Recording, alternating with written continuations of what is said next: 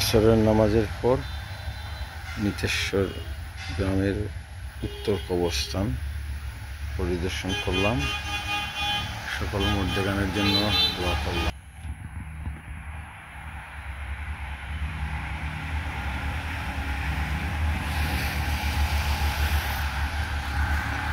সুবিশাল কবর। গত 3 বছর আগে যাদের দুনিয়াতে রেখে গিয়েছিলাম তাদের অনেকেই নাই।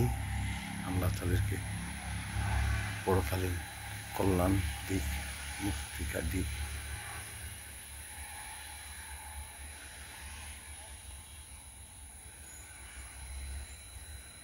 সবুজ উদ্যানে শুয়ে আছেন গ্রামের মধ্যখানেরা। কবরস্থানে গরু ডিগরে দেওয়া উচিত নাই। যারা ডিগরে দেরা এরা ডিগরা দিবা না। মসজিদ কমিটির পক্ষ থেকে এদেরকে নিষেধ করা উচিত, যাতে পবিত্র কবরস্থানে কেউ গরু ডিগরা না দিতে পারে।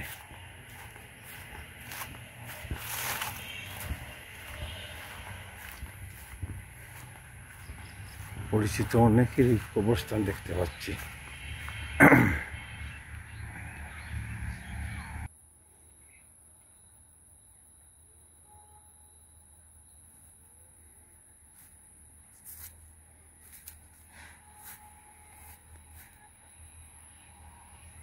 শেষ বিকেলের আলোয় পবিত্র কবরস্থানকে জান্নাতের একটি টুকরা বলে মনে হচ্ছে। আল্লাহ এই কবরস্থানের প্রথম রহমতের বৃষ্টি বর্ষণ করে। কবরস্থানের উপর দিয়ে ঈগল পাখি উড়ে যাচ্ছে। ছোটবেলায় এখানে অনেক ধরনের ফলমূলের গাছ পাওয়া যেত। আমরা মনের গুটা ফল আর লক্ষ্মী ফল খেতাম। এই বিশাল কবরস্থানে আমরাও ছোটবেলায় গরু চড়াতাম। এটা অন্যায় ছিল, এইভাবে গরু চড়ানো সেই সময় উচিত হয়নি। এখনও যারা গরু চড়াচ্ছেন তাদেরও গরু চড়ানো বন্ধ করা উচিত।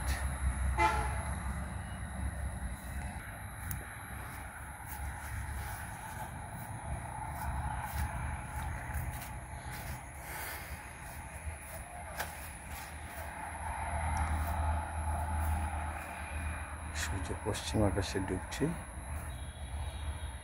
জীব বৈচিত্র্য সমৃদ্ধ আমাদের এই কবরস্থান।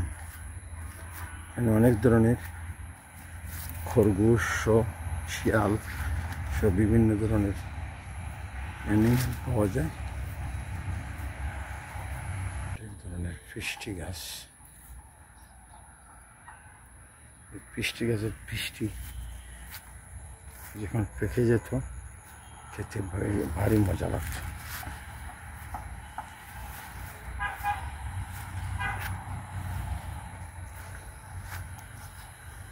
তো 20 বছরে গ্রামের অনেক মানুষ মারা গেছেন, যাদের আমি আর এই জমিনে দেখছি না। 20 বছরের প্রবাসী জীবনে অনেক মানুষ মারা গেছে, অনেক পরিচিত। বাজারে, গ্রামে, হাটে, মাঠে, ঘাটে তাদের আর দেখতে পাওয়া যায় না। এরা এই সবুজ কবরস্থানে চিরকালের জন্য ঘুমিয়ে আছেন। এখানে অনেক উঁচু পাহাড় ছিল, এখানে আমরা খেলাধুলা করতাম।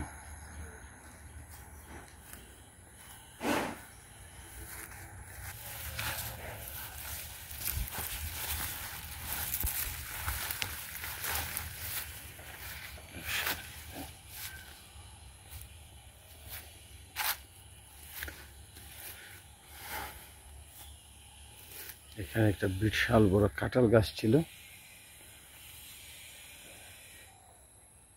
কাঁঠাল গাছে আমরা ডাং খেলা খেলতাম।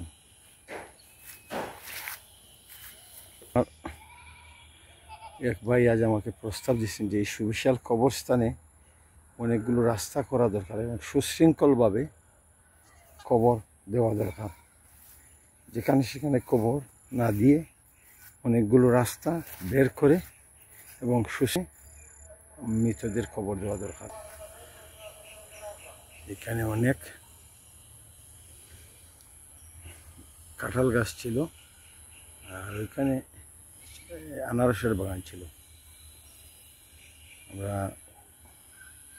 কাঁঠাল গাছের নিচে ভরা দুপুরে বসে থাকতাম। এখানে তখন বাড়িঘর ছিল না, ওই মাঠে আমরা ফুটবল খেলতাম।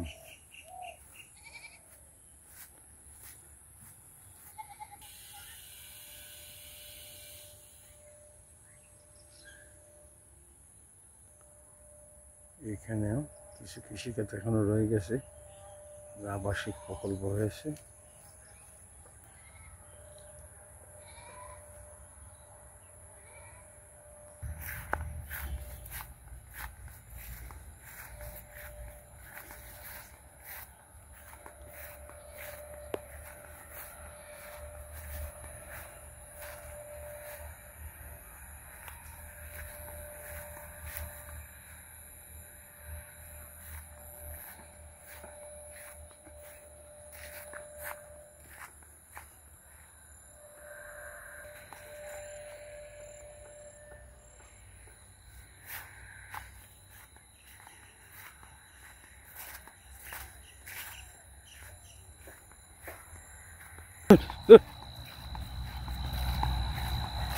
কবরস্থানে গরু ছাড়া মোটেই উচিত না।